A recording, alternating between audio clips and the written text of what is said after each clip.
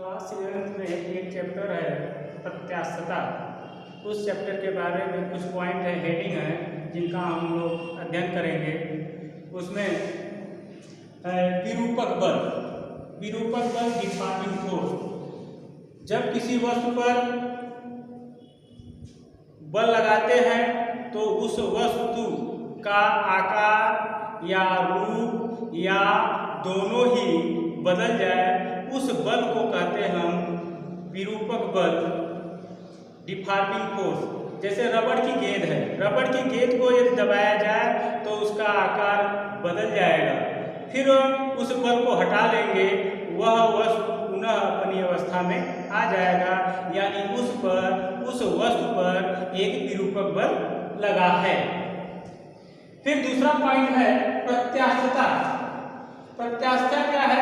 पहले जानेंगे प्रत्यास्थ वस्तु के बारे में। जब किसी वस्तु पर विरूपक बल यानी वाह्य बल लगाते हैं तो उस वस्तु का आकार बदल जाता है, उस बल को हटा लिया जाए, वस्तु अपनी अवस्था में आ जाए, यह गुण जिस वस्तु में होगा उस वस्तु को कहेंगे प्रत्यास्थ वस्तु बोला जाएगा। प्रत्यास्थता क्या है? इलास्टिसिटी क्या है? किसी पदार्थ का वह गुण जिस पर विरूपक बल लगाने पर वस्तु का आकार या माप या दोनों ही बदल जाए, पुनः बल हटा लेने पर वस्तु अपनी पूर्व अवस्था में आ जाए, तो यह गुण जिस वस्तु में होगा इस गुण को कहा जाता है प्रत्यास्थता। फिर इसके बाद पॉइंट है पूर्णतया प्रत्यास्थ। पूर्णतया प्रत्यास्थ यानी जिस वस्तु पर विरूपक बल लगाया गया है, वस्तु का आकार या माप या दोनों ही बदल गया, बल हटा लेने पर वस्तु अपनी अवस्था में, अपनी पूर्व अवस्था में आ जाए, उसको कहते हैं पूर्णतया प्रत्यास्थ। पूरे संसार में ऐसी कोई वस्तु नहीं है, फिर भी आमतौर पर माना गया है क्वार्ट्ज। एग्जाम्पल में क्वार्ट्ज, फास्फर ब्रांज को पूर्णतया प्रत्यास्थ में माना जाता है। पूर्णतया सुघट्य या अप्रत्यास्थ, किसी वस्तु पर लगाया गया विरूपक बल हटा लेने पर वस्तु अपनी पूर्व अवस्था में न आए। बल लगाया गया, बल को पुनः हटा लिया गया, वस्तु अपनी पूर्व अवस्था में नहीं आएगी, तो इसका मतलब वह वस्तु को बोला जाता है पूर्णतया सुघट्य या पूर्णतया अप्रत्यास्थ। उसमें आता है एग्जाम्पल के रूप में गीली मिट्टी,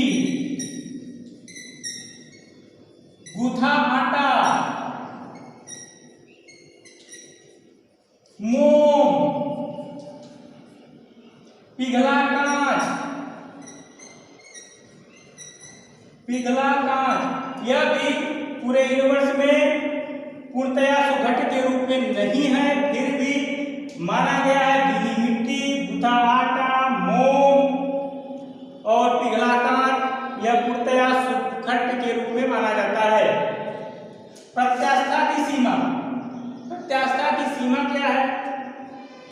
जैसे किसी वस्तु पर विरूपक बल लगाया गया, किसी वस्तु पर विरूपक बल लगाया गया, विरूपक बल के मान को बढ़ाते जाइए। एक पॉइंट ऐसा आएगा जिसमें विरूपक बल को हटा लेने पर वस्तु अपनी अवस्था में नहीं आएगा, यानी जहां तक हम खींच दे रहे हैं, खींच कर छोड़ दे रहे हैं, अपनी पूर्णतया पूर्व अवस्था में आ जा रहा है, तो इसका मतलब वह प्रत्यास्थता की सीमा में है। यदि आ जाएगा तो कहा जाएगा प्रत्यास्थता की सीमा में है, नहीं आएगा तो प्रत्यास्थता की सीमा से वह बाहर चला गया। फिर अगला पॉइंट है प्रतिबल। प्रतिबल क्या होता है? साम्यावस्था में किसी वस्तु के अनुप्रस्थ काट के एकांक क्षेत्रफल पर कार्य करने वाला आंतरिक प्रतिक्रिया बल कहलाता है प्रतिबल। प्रतिबल बराबर होता है F/A। प्रतिबल बराबर F अपान A। पुनः परिभाषा है प्रतिबल का, साम्यावस्था में किसी वस्तु के अनुप्रस्थ काट के एकांक क्षेत्रफल पर आंतरिक प्रतिक्रिया बल को प्रतिबल कहते हैं। प्रतिबल बराबर F बटे A, मात्रक है इसका, बल का मात्रक न्यूटन और क्षेत्रफल का मात्रक मीटर स्क्वायर, न्यूटन प्रति मीटर स्क्वायर। इसका बीजीय सूत्र होता है F(L-1 T-2)। बल, विरूपक बल लगाने के आधार पर किस तरह से वस्तु पर विरूपक बल लगाया गया है, उसके आधार पर प्रतिबल को 3 भागों में बांटा गया है। 3 प्रकार के हैं, अनुदैर्ध्य प्रतिबल, अभिलंब प्रतिबल और अपरूपक या स्पर्शरेखीय प्रतिबल। फिर अगला पॉइंट है विकृति किसे कहते हैं। विकृति क्या होती है, जैसे किसी वस्तु पर जब बल लगाया जाता है जिसमें प्रत्यास्थता गुण है, प्रत्यास्थता गुण है, उस वस्तु पर बल लगाया जाता है, उस वस्तु का आकार विकृत हो जाता है, यानी बिगड़ जाता है, यानी विकृत अवस्था में वस्तु आ गई। तो परिभाषा के रूप में है वस्तु के आकार में होने वाला भिन्नात्मक परिवर्तन ही विकृति कहलाता है। वस्तु के आकार में होने वाला भिन्नात्मक परिवर्तन विकृति कहलाता है। विकृति का सूत्र होता है विकृति बराबर लंबाई में वृद्धि बटे प्रारंभिक लंबाई। इसका कोई मात्रक नहीं होता क्योंकि यह एक अनुपात के रूप में है। यह बीमाहीन राशि के रूप में जाना जाता है। विकृति, प्रश्न पूछा जाता है विकृति कैसी राशि है, विकृति बीमाहीन राशि के रूप में है। फिर विरूपक बल लगाने के ही आधार पर विकृति को भी 3 भागों में बांट दिया गया है। अनुदैर्ध्य विकृति, आयतन विकृति, अपरूपण विकृति। फिर है अगला पॉइंट हुक का नियम। हुक यानी रॉबर्ट हुक ने जो नियम दिया था वह नियम क्या है, लघु विकृतियों के लिए, लघु विकृतियों के लिए यानी प्रत्यास्थता की सीमा के भीतर, प्रत्यास्थता की सीमा भीतर यानी किसी वस्तु बल लगाया गया फिर बल हटा लिया गया, वह वस्तु अपनी अवस्था में आ जा रही है, उस वस्तु के लिए बात किया जा रहा है, न कि बल लगा दिया गया वह वस्तु अपनी पूर्व अवस्था में नहीं आया है, उसके लिए जिज्ञासा नहीं है। हुक का नियम क्या है, प्रत्यास्थता की सीमा के भीतर या लघु विकृतियों के लिए प्रतिबल तथा विकृति, प्रतिबल विकृति के अनुपाती होता है, यानी कह सकते हैं प्रतिबल और विकृति का अनुपात ही एक नियतांक होता है जो हुक ने बताया। यानी हुक के नियम के अनुसार पर प्रतिबल विकृति के अनुपाती होता है। जब प्रपोजल हटाएंगे तो एक कांस्टेंट लगाएंगे, प्रतिबल बराबर कैपिटल ई यानी यंग गुणांक, यंग प्रत्यास्था गुणांक, ई यानी प्रत्यास्था गुणांक, ई इंटू विकृति, ई बराबर प्रतिबल बटे विकृति, प्रतिबल बटे विकृति, ई यानी प्रत्यास्था गुणांक, प्रत्यास्थता गुणांक, प्रत्यास्थता गुणांक ई बराबर प्रतिबल बटे विकृति। यहाँ से हुक के नियम को भी हम क्लियर कर सकते हैं। लघु विकृतियों के लिए प्रतिबल तथा विकृति का अनुपात एक नियतांक होता है, जो नियतांक को जाना जाता है प्रत्यास्थता गुणांक के रूप में। फिर अगला पॉइंट है प्रत्यास्था गुणांक जो होता है बल के ही आधार पर 3 भाग में बांट दिया गया, 3 भाग किया गया। यह प्रत्यास्था गुणांक, आयतनात्मक प्रत्यास्था गुणांक और दृढ़ता गुणांक।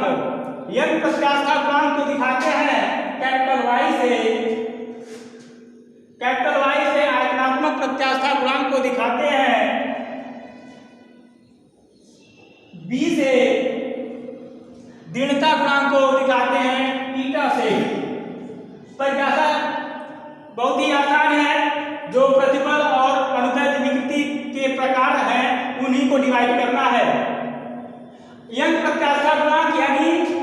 लघु विकृतियों के लिए अनुदैर्ध्य प्रतिबल तथा अनुदैर्ध्य विकृति के अनुपात को यंग प्रत्यास्था गुणांक कहते हैं। आयतनात्मक प्रत्यास्था गुणांक लघु विकृतियों के लिए अभिलंब प्रतिबल तथा आयतन विकृति के अनुपात को आयतनात्मक प्रत्यास्था गुणांक कहते हैं। फिर है दृढ़ता गुणांक की परिभाषा। लघु विकृतियों के लिए अपरूपक प्रतिबल तथा अपरूपण विकृति के अनुपात को दृढ़ता गुणांक कहते हैं। यह परिभाषा इन्हीं को डिवाइड करने प्राप्त होगा, जो हो के नियम तथा प्रतिबल बटे विकृति। यहाँ पर यंग प्रत्यास्था गुणांक यम की L upon pi R square delta L pi R square delta L formula होता है बी बराबर माइनस पी वी बटे डेल्टा वी, पी वी बटे डेल्टा वी। और दृढ़ता गुणांक का सूत्र है ईटा बराबर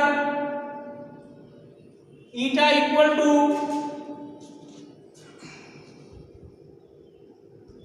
F upon A theta, F upon A theta. यहाँ पर माइनस चिन्ह आया हुआ है, जहाँ पर दाब बढ़ाया जाएगा तो आयतन घटेगा, आयतन जहाँ घटेगा दाब बढ़ेगा, एक दूसरे का अपोजिट चलते हैं, इसलिए आयतनात्मक प्रत्यास्था गुणांक में माइनस चिन्ह आता है। That's all.